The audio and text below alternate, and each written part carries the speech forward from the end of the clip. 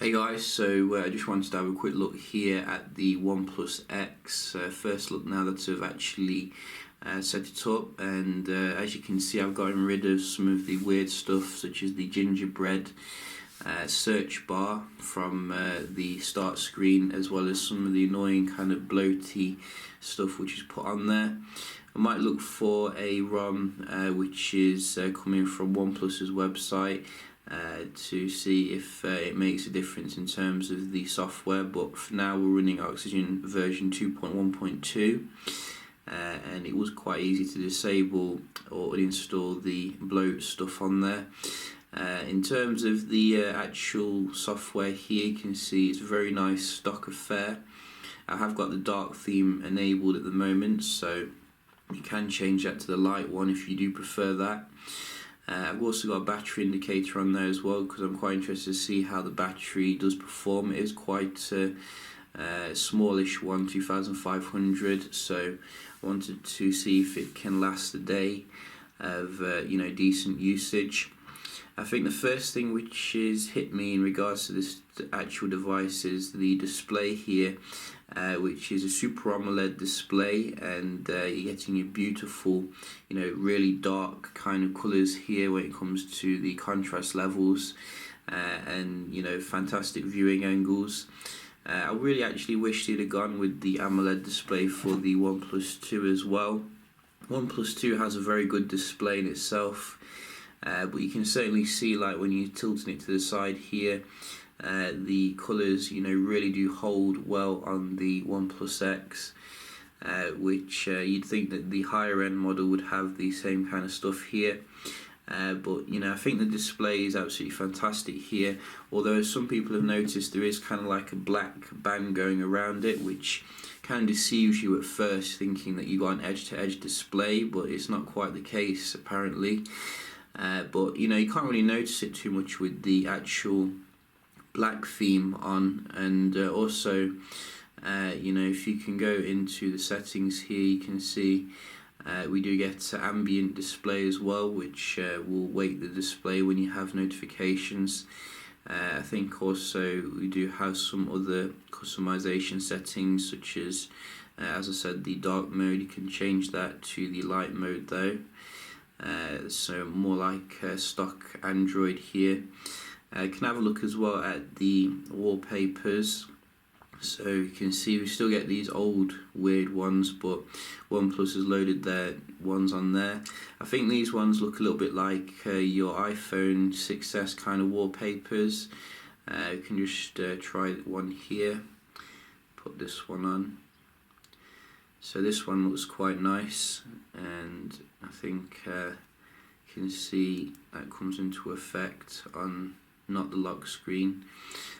But if we have a look in the settings, we can see we do have some gestures as well. So I've put the double tap on, so you can put that on and then that wakes it up. I don't think it shuts it down though, which is weird. You'd think that you'd be able to do that. You can also from that do like gestures like drawing O to open the camera, so hopefully you can see that's nice and quick there. In the camera settings, this is a 13 megapixel camera, and you can see that it doesn't come with the laser autofocus like the OnePlus 2, but hopefully it should give quite decent reasonable pictures here.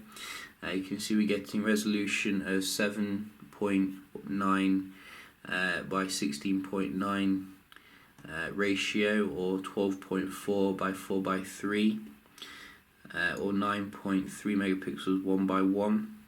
So I've got it on the widescreen mode at the moment. No 4K video recording, unfortunately. I would have liked to have seen that, I think, on this device. If you go into the settings here, I can't seem to see any way to put that on, so I think it's not supported here, but you do get your panorama, time-lapse, etc., slow-mo, so there are some interesting stuff here. And in terms of the actual camera speed, you can see, if we take a shot here, it seems to be very nice and quick. So I don't think it's going to be disappointing here. It should hopefully do a reasonable job. So we'll have a look at that in camera comparison or something to see how it stacks up.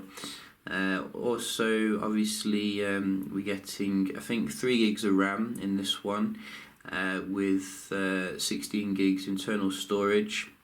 So should be very decent in terms of the day-to-day performance. So far I've not noticed any lags or anything. Can see I think it's using about 1 gig there and got about 1.8 gigs free, so plenty of RAM to play with. But as I said, it feels very nice and snappy here, going in and out of stuff. You wouldn't notice it's a Snapdragon 801, it feels buttery smooth. So other than that, what else do we have? We can have a look in the settings and see if we can see anything else. Obviously we don't get the fingerprint sensor because it's not got the hardware there, nor do we have the Type-C fast charging. Bit weird how OnePlus committed to Type-C and then went with the older style here, but who knows. So I think everything else really quite standard affair here. And also you do get your multi-user support, which is good if you like to do that. So I'll obviously be doing some testing of the device, checking out how it compares against some handsets within the same kind of price range. So far, I'm quite happy with the impression here. You can see the battery seems to be holding up quite well as well. But yeah, stay tuned if you want to see some more on this device, and I hope you found this helpful, and I'll see you in the next one. Cheers.